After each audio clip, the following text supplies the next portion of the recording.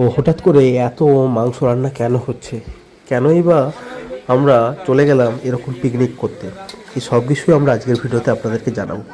অনেকদিন ধরেই আমার মামার বিয়ে হচ্ছিল না, এবং কোনো কারণই ছিল না কোনো বিয়ে হওয়ার, কিন্তু হঠাৎ করে একটা বিয়ের প্ল্যান হলো এবং বিয়েতে আমরা চলে গেছিলাম। এবং কী কী ঘটেছে সেই বিয়ে বাড়িতে, চলো আজ আমি তোমাদেরকে সব কিছু জানাবো।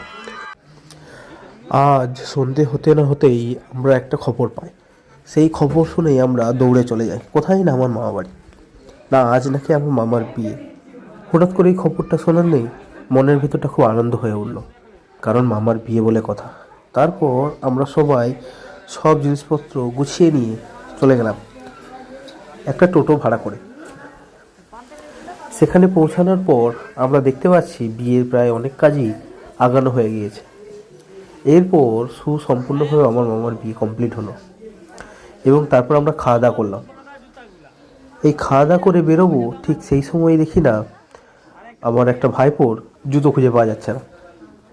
পরে বুঝতে পারলাম বরের জুতো লুকানোর কথা ভেবে কে ভুল করে আমার ভাইপোরই জুতো লুকিয়ে দিয়েছে।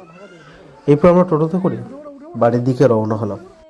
আমার মামার বাড়ি থেকে আমাদের বাড়ি খুব একটা দূরত্ব নয়, প্রায় আধ ঘন্টার মতো লাগে টোটোয়। কিন্তু সেই দিন যে পরিমাণ ঠান্ডা পড়েছিল কি বলবো আপনাদের। তো দেখা হবে এরকম ঠান্ডার কোনো একটা ভিডিওতে। আজকের জন্য টাটা।